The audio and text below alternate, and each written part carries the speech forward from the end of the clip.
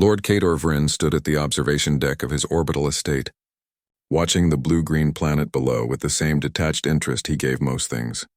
Earth, a backwater world in the Terran sector, recently admitted to the Galactic Council after humanity's unexpected victory in the Kree Wars. He'd come here on business, something about mineral rights and trade. Agreements, matters that bored him but filled his accounts. The Dragon Lord's scales shimmered, with an iridescent purple-black under the artificial lights, his massive frame barely contained by the custom suit that cost more than most starships. Everything about Kador spoke of power, wealth, and ancient lineage. Everything except the small figure sitting in the hovering mobility chair beside him. "Father, can we go down to the surface?"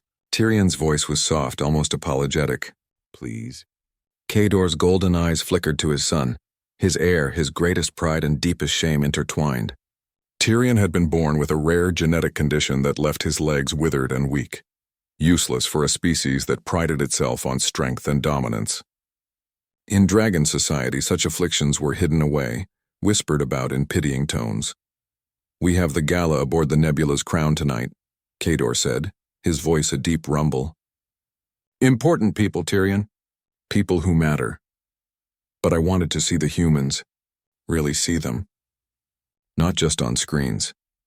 Something in his son's eyes, that desperate hunger for connection, cracked something small in Kador's carefully constructed walls.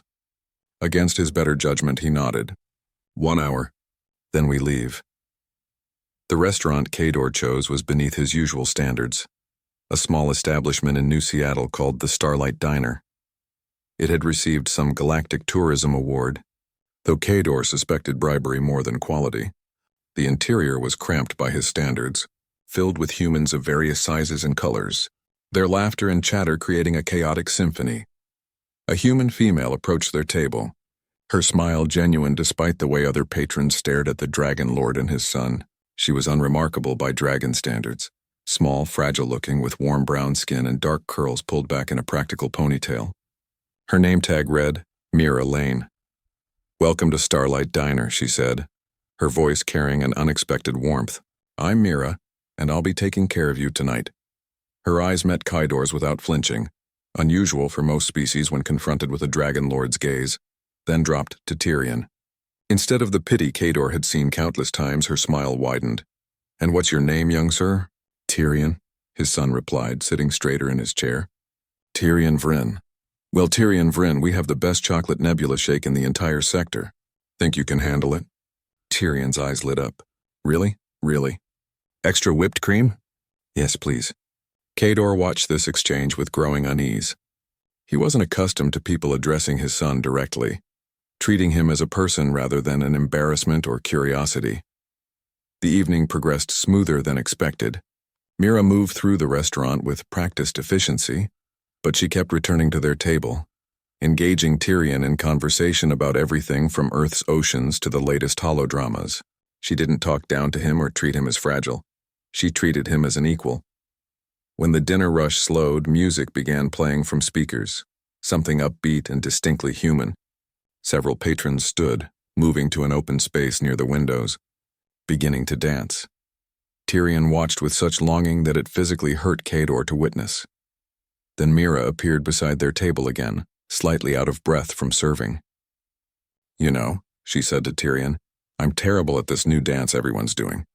The solar slide, they call it. You wouldn't happen to know it, would you?" Tyrion's face fell. I can't dance. My legs don't work properly." "Legs?" Mira's eyebrows rose. "Who said anything about legs? Dancing is about rhythm, about feeling the music. Your chair moves, doesn't it? Well, yes, but then show me some moves. I bet you can do things with that chair that I could never do on 2 feet." Something remarkable happened. Tyrion's expression transformed from resignation to possibility. His fingers moved across the chair's controls, and suddenly he was gliding backward, spinning, moving with a grace that Kador had never seen in his son. Mira laughed with genuine delight. "See, that's amazing. Can you teach me?" "I'll follow your lead," and she did. This human waitress, this being from a species the galaxy had dismissed as primitive for millennia, moved in sync with Tyrion's chair, following his movements, his rhythm, his lead. She stumbled, laughed at herself, and let Tyrion guide her through improvised moves that had other diners stopping to watch. Kador felt something break inside his chest, not his pride. That had been breaking slowly for years under the weight of Dragon Society's judgment. No, what broke was the wall he'd built around his heart, the barrier that told him his son was somehow less because he couldn't walk like other dragons. He watched Mira spin as Tyrion directed, watched his son's face glow with pure joy, watched other humans begin to clap and cheer, and he realized it was never about what Tyrion couldn't do. It was about what he could do if someone just gave him the chance to lead. When the song ended, Tyrion was breathless, his scales flushed with excitement. Mira dropped into a theatrical bow. "You, sir, are an excellent teacher. Best dance partner I've had in years." "Really?" Tyrion's voice was full of wonder. "Really?" Later, as they prepared to leave, Kador pulled Mira aside. His hand, large enough to crush her without effort, held a credit chip worth more than she'd make in 10 years. She pushed it back gently. "I don't want your money, Lord Vryn." "Then what do you want?" Mira glanced at Tyrion, who was waving goodbye to other diners who'd watched his performance. "I want you to see what I see. A kid who's brilliant, brave, and full of life. Not someone who needs to be hidden or fixed, just seen." Kador's throat tightened. "We dragons pride ourselves on strength.